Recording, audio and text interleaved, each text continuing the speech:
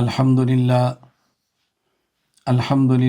نحمده ونستعینه ونستغفره ونؤمن به ونتوکل علیہ ونعوذ باللہ من شرور انفسنا ومن سیئات اعمالنا من يهده اللہ فلا مضل له ومن يضلل فلا هادی له ونشهد ان لا الہ الا اللہ وحدہ لا شریک له ونشهد أن سيدنا ومولانا محمدا عبده ورسوله أما بعد فأعوذ بالله من الشيطان الرجيم بسم الله الرحمن الرحيم الحمد لله رب العالمين الرحمن الرحيم مالك يوم الدين إياك نعبد وإياك نستعين اهدنا الصراط المستقيم صراط الذين أنعمت عليهم غير المغضوب عليهم ولا الضالين بسم الله الرحمن الرحيم قل أعوذ برب الفلق من شر ما خلق ومن شر غاسق إذا وقب ومن شر النفاثات في العقد ومن شر حاسد إذا حسد بسم الله الرحمن الرحيم قل اعوذ برب الناس ملك الناس الہ الناس من شر الوسواس الخناس الذي يوسوس في صدور الناس من الجنة والناس اللهم صل على محمد وعلى آل محمد كما صليت على إبراهيم وعلى آل إبراهيم إنك حميد مجيد اللهم بارك على محمد وعلى آل محمد كما باركت على إبراهيم وعلى آل إبراهيم إنك حميد مجيد۔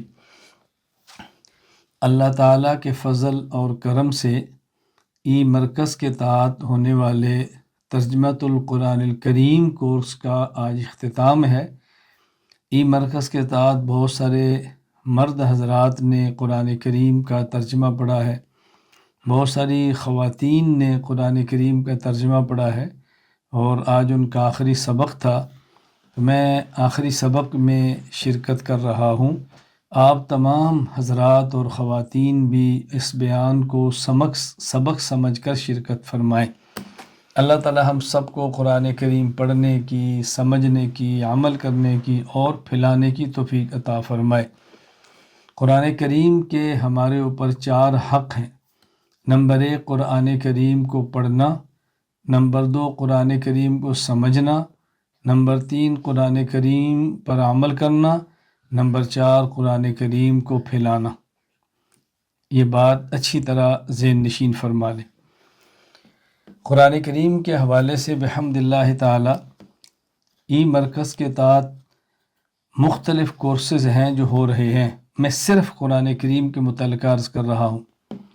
نمبر 1 ناظرہ قرآن کریم، نمبر 2 حفظ القرآن کریم، نمبر 3 ترجمۃ القرآن الکریم، اور یہ اہم ہے کہ جو ہم باقاعدہ قرآن کریم کے حوالے سے کورسز کروا رہے ہیں، اس کو اچھی طرح ذہن نشین فرما لیں۔ اللہ تعالیٰ مجھے اور آپ کو بات سمجھنے کی توفیق عطا فرمائے۔ قرآن کریم کے حوالے سے ای مرکز کے تحت جو کورسز جاری ہیں اس کو اچھی طرح ذہن نشین فرمائے۔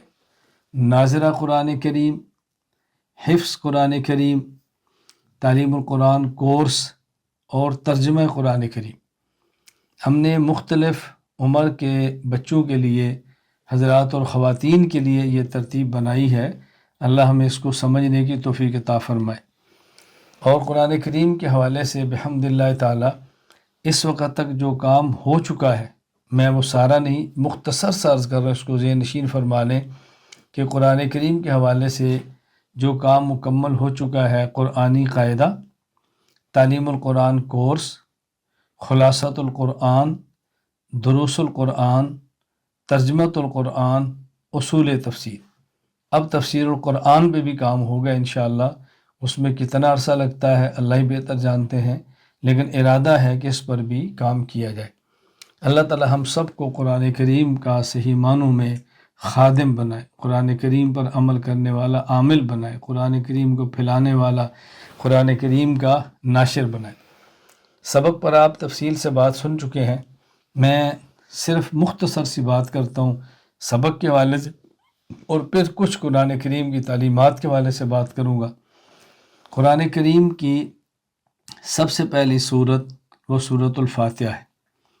قرآن کریم کی سب سے آخری صورت وہ سورۃ الناس ہے، اور اس سے پہلے سورۃ الفلق ہے۔ یہ سورۃ الفلق اور سورۃ الناس یہ دونوں اکٹھی صورتیں ہیں۔ میں اس لیے کہوں گا کہ الحمدللہ سورۃ الفاتحہ یہ قرآن کریم کی ابتدا ہے، سورۃ الفلق اور سورۃ الناس یہ قرآن کریم کی انتہا ہے۔ سورۃ الفلق سورۃ الفاتحہ یہ قرآن کریم کا فاتحہ ہے اور افتتاح ہے۔ سورۃ الفلق اور سورۃ الناس یہ قرآن کریم کا خاتمہ ہے اور یہ اختتام ہے۔ اللہ تعالیٰ نے دیکھیں فاتحہ اور خاتمہ، افتتاح اور انتہا، ان دونوں میں کیسا جوڑ رکھا ہے، کیسا ربط رکھا ہے، سبحان اللہ، کیا حسن ترتیب ہے۔ یہ انسان کے سامنے دنیا اور آخرت ہے، اور ہر انسان کی خواہش ہے کہ میں دنیا میں بھی کامیاب ہوں، آخرت کے اندر بھی کامیاب ہوں۔ تو اللہ تعالیٰ نے دو دعائیں ہمیں سورۃ الفاتحہ میں بتائی ہیں، اور دو دعائیں ہمیں سورۃ الفلق اور سورۃ الناس میں بتائی۔ سورۃ الفاتحہ کو بتایا کہ تم اللہ سے یہ مانگو کہ اللہ ہمیں دے دے، اور سورۃ الفلق اور سورۃ الناس میں فرمایا کہ تم اللہ سے مانگو کہ اللہ ان سے بچا لے۔ تو دو چیزیں چاہیے اور دو سے بچنا ہے۔ اگر یہ دو مل جائیں تو دنیا آخرت کامیاب ہے، دو چیزوں سے بچ جائیں تو دنیا آخرت کامیاب ہے، دونوں ٹھیک ہو سکتی ہیں۔ سورۃ الفاتحہ میں کیا چیزیں مانگی ہیں؟ نمبر 1 ایاک نستعین، نمبر 2 اہدنا الصراط المستقیم، اے اللہ ہماری مدد فرما اور اے اللہ ہمیں صراط مستقیم پر چلا۔ اور سورۃ الفلق میں پناہ، قل اعوذ برب الفلق من شر ما خلق۔ سورۃ الناس میں پناہ، من شر الوسواس الخناس۔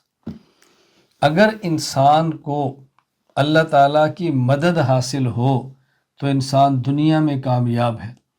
اللہ تعالیٰ کی مدد، نکاح ہو گیا، اللہ تعالیٰ کی مدد اچھی اولاد مل گئی، اللہ تعالیٰ کی مدد اچھی تعلیم ہو گئی، اللہ تعالیٰ کی مدد اچھی ملازمت ہو گئی، اللہ تعالیٰ کی مدد اچھا مکان بن گیا، اللہ تعالیٰ کی مدد اچھی گاڑی مل گئی، اللہ تعالیٰ کی مدد اچھے اسفار ہو گئے، اللہ تعالیٰ کی مدد اچھا خاندان ملا، اللہ تعالیٰ کی مدد اچھا پڑوس ملا، اللہ تعالیٰ کی مدد تعاون کرنے والے، محبت کرنے والے احباب ملے۔ یہ دیکھو اللہ کی مدد سب کچھ ہو رہا ہے۔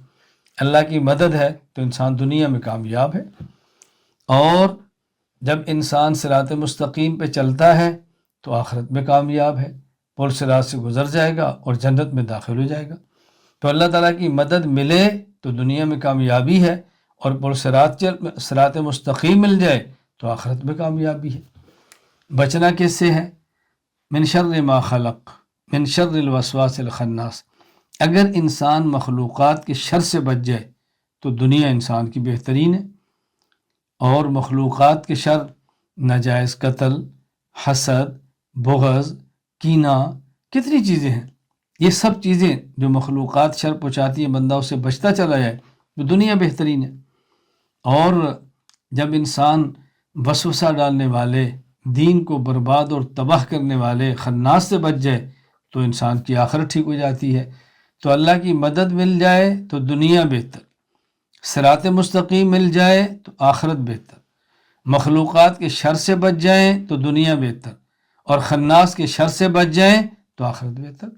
میں دعا کرتا ہوں کہ اللہ تعالیٰ میری اور آپ کی دنیا بھی اچھی بنائے، اور اللہ ہماری آخرت بھی اچھی بنائے۔ دنیا اچھی کے لیے کیا ضروری ہے؟ اللہ تعالیٰ کی مدد ہمیں مل جائے، اور ہم مخلوقات کے شر سے بچ جائیں۔ آخرت کے اچھا ہونے کے لیے کیا ضروری ہے؟ ہمیں صراط مستقیم مل جائے، اور ہم خناس اور وسوسہ ڈالنے والوں کے شر سے بچ جائیں۔ انسان وہ کام کرتا ہے جو انسان کی استطاعت میں ہو، انسان کی طاقت میں ہو، انسان کے بس میں ہو، انسان کے اختیار میں ہو، اور وہ کام زیادہ کرتا ہے جو زیادہ اہم ہو۔ دنیا اور آخرت کے معاملے کو آپ دیکھیں تو سب سے اہم ترین چیز آخرت ہے، دنیا نہیں ہے۔ دنیا تو ختم ہو جائے گی، فنا ہو جائے گی، آخرت نے باقی رہنا ہے۔ ما عندکم ینفد وما عند اللہ باق، جو کچھ تمہارے پاس ہے اگرچہ وہ 7 بر اعظم کی حکومت کیوں نہ ہو، ینفد اس نے ختم ہو جانا ہے، وما عند اللہ باق، اور جو تم نے چھوٹے سے چھوٹی نیکی کر کے اللہ کے وہاں جمع کرا دی ہے اس نے ہمیشہ باقی رہنا ہے۔ تو دنیا کی تو آخرت کے مقابلے میں کوئی حیثیت نہیں ہے۔ اور پیغمبر صلی اللہ علیہ وسلم دنیا میں تشریف لائے ہیں، اور پیغمبر کی آمد کا بنیادی مقصد یہ تھا کہ لوگوں کی آخرت بن جائے۔ دنیا کی زندگی بہت مختصر ہے، بہت چھوٹی ہے، بہت حقیر ہے۔ آخرت کی زندگی دائمی ہے، لمبی ہے اور بہت وزنی ہے۔ پیغمبر اسی پر محنت کرتے ہیں، اور علماء جو انبیاء کے وارث ہیں، اور عالم جو نبی کا وارث ہے، اس کے ذمہ یہ محنت ہے کہ وہ محنت کرے کہ کیسے لوگ جہنم کی آگ سے بچیں اور جنت کے باغات میں جائیں، کیسے اللہ ان سے راضی ہو، کیسے خدا کا رسول ان سے راضی ہو صلی اللہ علیہ وسلم، اور کس طرح اللہ کی رضا کو حاصل کر کے مر جائیں اور آخرت کے باغ و بہار کے اندر ہمیشہ کے لیے داخل ہو جائیں۔ تو اس کے لیے بنیادی چیز کیا ہے؟ حصول جنت کے لیے اور جہنم سے بچنے کے لیے صراط مستقیم اور خناس کے سر سے بچنا۔ میں اگر یہ بات کہوں بڑے وثوق کے ساتھ کہ بحمد اللہ تعالی مرکز اہل سنت والجماعت سرگودا پاکستان، ای مرکز خانقاہ حنفیہ، اور یہ آپ کا نوکر اور خادم اور میرے ساتھ کام کرنے والے تمام حضرات اور خواتین، ان کا ایجنڈا ہی یہ ہے کہ ہم خود بھی صراط مستقیم پر چلیں اور پوری امت کے ہر فرد کو ہم صراط مستقیم پر چلانے کی کوشش کریں۔ ہم خود بھی خناس کے وسوسوں سے بچیں اور پوری امت کو خناس کے وساوے سے ہم بچا لیں۔ ہماری پوری محنت ہے، اس کے لیے ہم نے دن رات ایک کیا ہے، دن رات ایک کیا ہے، شب و روز ایک کیا ہے۔ جو لوگ میری اور میری ٹیم کی زندگی سے واقف ہیں وہ بہت اچھی طرح سمجھتے ہیں ہم نے آندھیوں اس کی پرواہ نہیں کی، طوفانوں کی پرواہ نہیں کی، مشکلات کی پرواہ نہیں کی، دن رات کی پرواہ نہیں کی، اپنے اور غیر کے پروپیگنڈے کی پرواہ نہیں کی، مسلسل اس کام میں لگے ہیں کہ اللہ اس امت کو صراط مستقیم پر چلا دے، اور یا اللہ اس امت کے ہر فرد کو وسوسہ ڈالنے والے خناس کے شر سے محفوظ فرما لے۔ لوگ اپنا کام کر رہے ہیں وہ کریں، ہم اپنا کام کرتے ہیں اور ہم اپنا کام کرتے رہیں گے انشاءاللہ العزیز۔ دیکھیے اس کے لیے ہم نے جن چیزوں کا اہتمام کیا ہے، میں آپ تمام ذرا خدمت میں عرض کرتا ہوں کہ پوری دنیا کے ان حضرات کے لیے کہ جو علماء نہیں ہیں، ہم نے کئی ایک کورسز شروع کرائے ہیں۔ ناظرہ قرآن کریم، حفظ قرآن کریم، تعلیم القرآن کورس، ترجمہ قرآن کریم، اور 2 سالہ علم دین کورس اور 4 سالہ عالم کورس۔ آپ اپنے بچوں کو متوجہ کریں، اپنی بچیوں کو متوجہ کریں، ناظرہ قرآن کریم پڑھائیں اور حفظ قرآن کریم کرائیں، 2 سال کا تعلیم القرآن کورس اپنے بچوں کو کروائیں، 2 سالہ علم دین کورس خود کریں، 4 سالہ کورس گھر میں بیٹھ کے کریں، عالم بنیں اور خواتین عالمہ بنیں اور دین کی خدمت کے اندر مصروف ہو جائیں۔ علماء کرام کے لیے ہم نے بنیادی طور پر آن لائن 3 پروگرام رکھے ہیں۔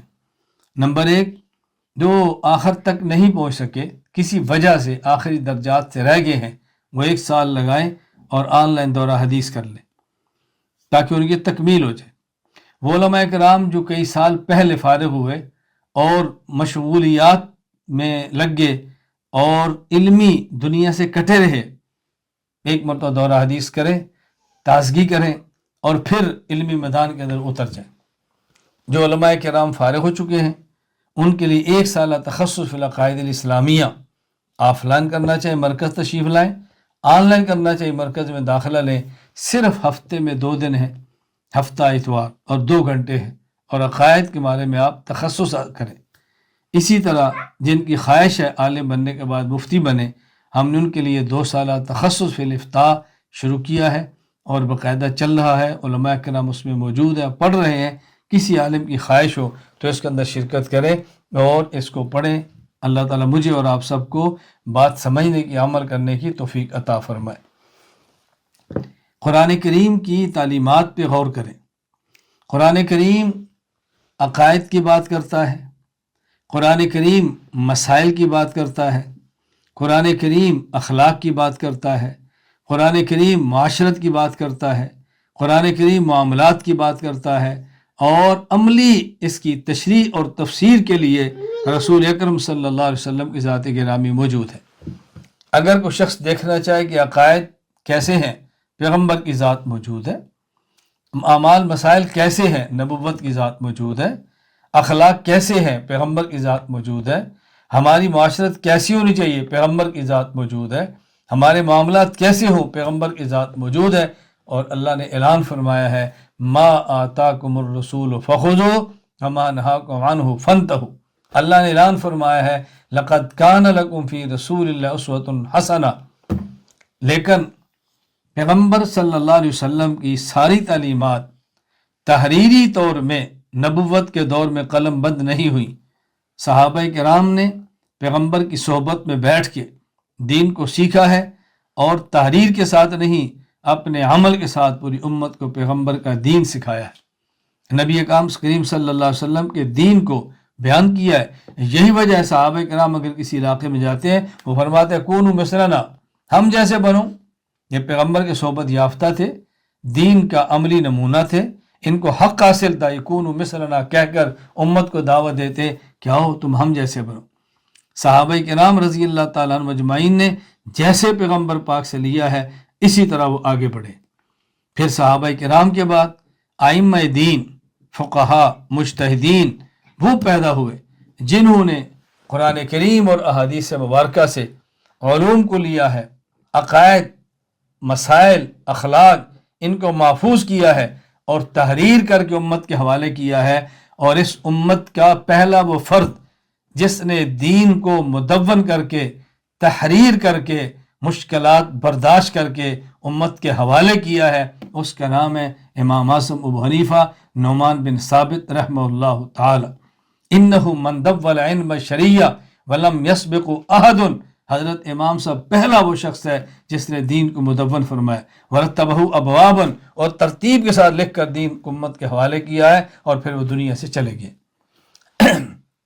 اس لیے یہ بات ذہن نشین فرما لیں، اگر کوئی شخص خود کو اہل قرآن کہہ کے پیغمبر پاک صلی اللہ علیہ وسلم کی سیرت، احادیث مبارکہ، تشریحات نبوت سے دور کرتا ہے، وہ گمراہی پھیلا رہا ہے۔ اگر کوئی شخص خود کو اہل حدیث کہہ کے ائمہ مجتہدین، فقہا اور فقہ سے دور کرتا ہے، وہ امت میں ضلالت اور گمراہی پھیلا رہا ہے۔ اور اگر کوئی شخص فقہاء کرام اور مجتہدین ہی کی کتب سے فائدہ اٹھانے کے بعد خود مجتہد کے ہونے کے دعوے کر کے ائمہ مجتہدین کی تحقیقات کو ٹھکرا رہا ہے، تو وہ بھی امت میں گمراہی پیدا کر رہا ہے۔ یہ بات ذہن نشین فرما لیں۔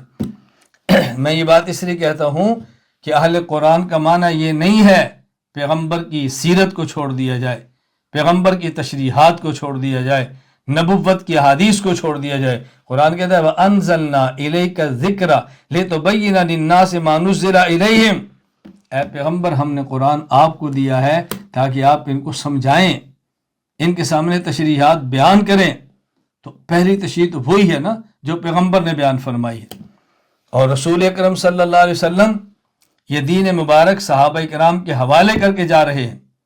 آج کتنے لوگ ہیں کہ جو امت کو یہ بات کہیں گے کہ پیغمبر نے دو چیزیں دی ہیں، نمبر ایک کتاب، نمبر دو عطرت آل رسول، میرے ایمان کا حصہ ہے۔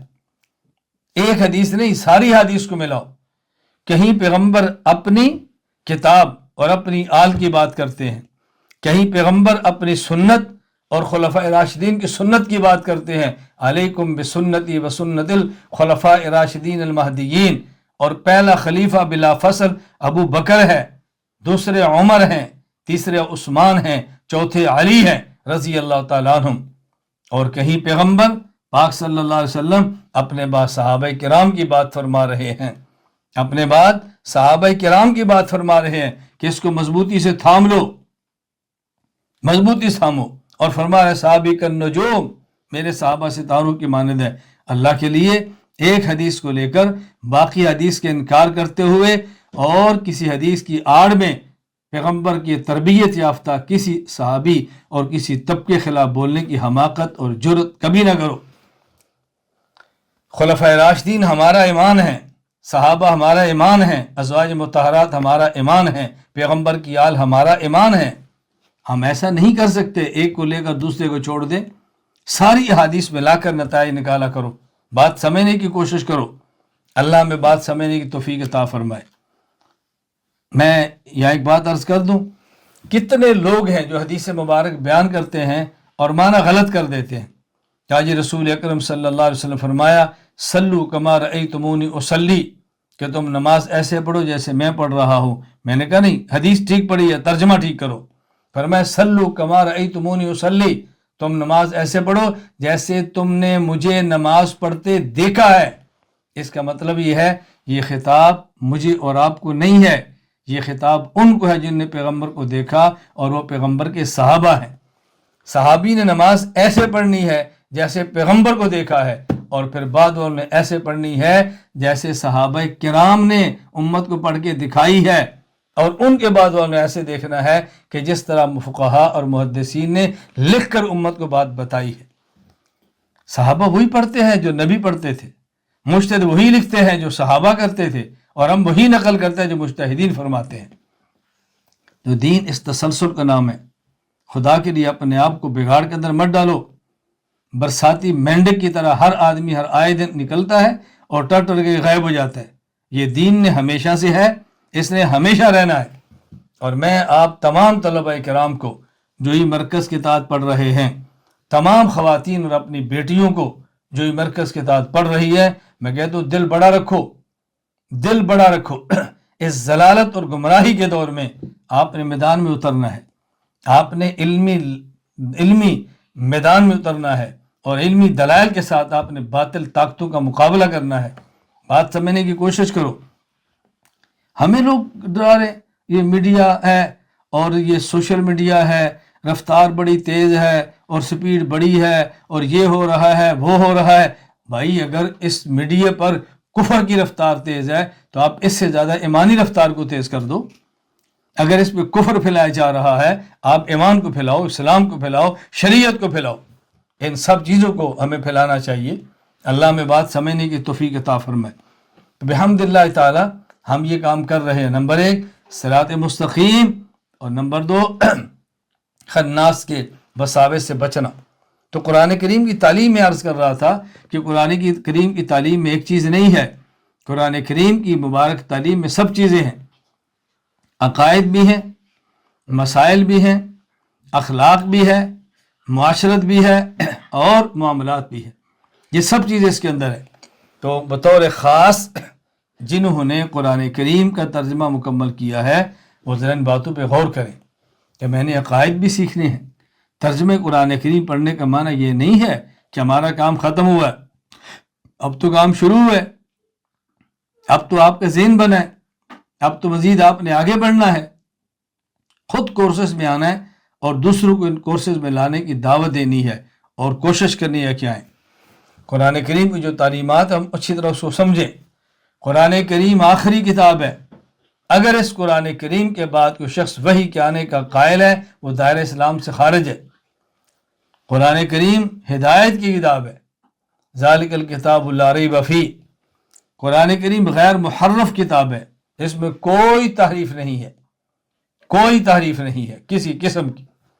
قرآن کریم آفاقی کتاب ہے، یہ ایک علاقے ایک ملک کی کتاب نہیں ہے، یہ پورے عالم کے لیے کتاب ہے جو اللہ نے اپنے آفاقی پیغمبر پر نازل فرمائی ہے، اپنے آفاقی رسول پہ نازل فرمائی ہے صلی اللہ علیہ وسلم۔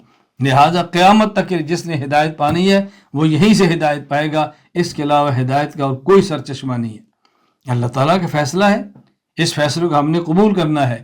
تو قرآن کریم کی ہدایات کو سمجھیں، ہم قرآن کریم کی تعلیمات کو سمجھیں اور اس کے مطابق عمل کرنے کی کوشش کریں۔ اللہ تعالیٰ اس کی مجھے بھی توفیق عطا فرمائے، اللہ تعالیٰ اس کی آپ کو بھی توفیق عطا فرمائے۔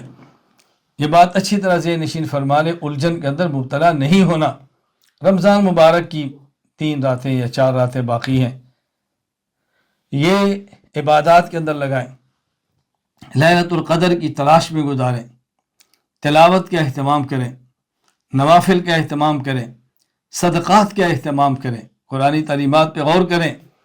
رسول اکرم صلی اللہ علیہ وسلم عام دنوں میں بھی سخی تھے، لیکن رمضان میں اللہ اکبر اجود بالخیر من الریح المرسلہ، آپ تیز ہواؤں سے زیادہ سخاوت فرمایا کرتے تھے۔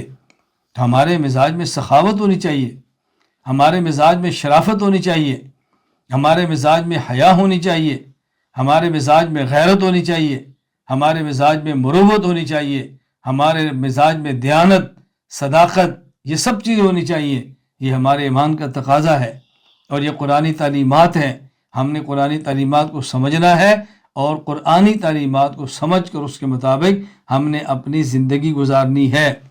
اللہ تعالی ہم سب کو بات سمجھنے کی توفیق عطا فرمائے۔ تو آج ہمارا یہ ترجمۃ القرآن کریم کا آخری سبق تھا، آپ نے پڑھا ہے۔ میں ان تمام پڑھنے والے حضرات کو، پڑھنے والی خواتین کو مبارکباد پیش کرتا ہوں، اور استاذ اور معلمہ، استاد جو مردوں کو پڑھا رہے ہیں اور خاتون معلمہ جو خواتین کو پڑھاتی ہیں، ان کا شکریہ بھی ادا کرتا ہوں، دعا بھی کرتا ہوں اللہ تعالیٰ آپ کو اپنی شان کے مطابق اجر عطا فرمائے۔ اور مزید حضرات اور خواتین کی خدمت میں گزارش کرتا ہوں اور دعوت دیتا ہوں کہ آپ ترجمۃ القرآن کریم کو پڑھیں، اس کو سمجھیں اور قرآن کریم کے مطابق اپنی عملی زندگی گزارنے کی کوشش کریں۔ اللہ تعالیٰ مجھے بھی توفیق عطا فرمائے، اللہ تعالیٰ آپ کو بھی توفیق عطا فرمائے، اللہ مجھ سے بھی راضی ہو جائے، اللہ آپ سے بھی راضی ہو جائے، اللہ ہمیں قرآن کریم کی خدمت کرنے کی توفیق عطا فرمائے، قرآن کریم کے حقوق ادا کرنے کی توفیق عطا فرمائے۔ جو کمیاں اور کوتاہیاں ہیں اللہ تعالیٰ اپنے فضل سے، اپنے کرم سے ہماری وہ معاف فرما دیں۔ وآخر دعوانا ان الحمد للہ رب العالمین، الحمد للہ رب العالمین، والصلاة والسلام علی رسولہ وعلی آلہ وصحابہ اجمعین۔ ربنا آتنا فی الدنیا حسنۃ وفی الآخرۃ حسنۃ وقنا عذاب النار۔ ربنا ظلمنا انفسنا وإن لم تغفر لنا وترحمنا لنکونن من الخاسرین۔ ربنا لا تزغ قلوبنا بعد إذ هديتنا وهب لنا من لدنك رحمة إنك أنت الوهاب۔ رب اغفر وارحم وأنت خير الراحمين۔ اللهم إنا نسألك رضاك والجنة ونعوذ بك من سخطك والنار۔ اللهم إنا نسألك رضاك والجنة ونعوذ بك من سخطك والنار۔ اللهم إنا نسألك رضاك والجنة ونعوذ بك من سخطك والنار۔ اللهم إنك عفو تحب العفو فاعف عنا۔ اللهم إنك عفو تحب العفو فاعف عنا۔ اللهم إنك عفو تحب العفو فاعف عنا۔ اے اللہ تو ہم سب کی مدد فرما، اے اللہ ہمیں صراط مستقیم پر چلا، اللہ مخلوقات کے شر سے محفوظ فرما اور وسوسہ ڈالنے والے خناس کے شرور سے ہم سب کو محفوظ فرما۔ اے اللہ عافیت اور سلامتی والی زندگی عطا فرما، خاتمہ ایمان پر فرما، قبر کے عذاب سے محفوظ فرما، اور یا اللہ اعمال نامہ دائیں ہاتھ میں عطا فرما، اپنے حبیب صلی اللہ علیہ وسلم کی شفاعت نصیب فرما۔ اے اللہ جو حضرات، جو خواتین اس قرآن کریم کے کورس ترجمے میں شریک تھے، اللہ تو سب کو قبول فرما، مزید تعلیم کو جاری رکھنے کی توفیق عطا فرما، ہمارے مال اور جان کو اے اللہ اپنے دین کی خدمت کے لیے قبول فرما لے۔ وصلی اللہ تعالی علی رسولہ خیر خلقہ محمد وعلی آلہ وصحابہ اجمعین، آمین برحمتک یا ارحم الراحمین۔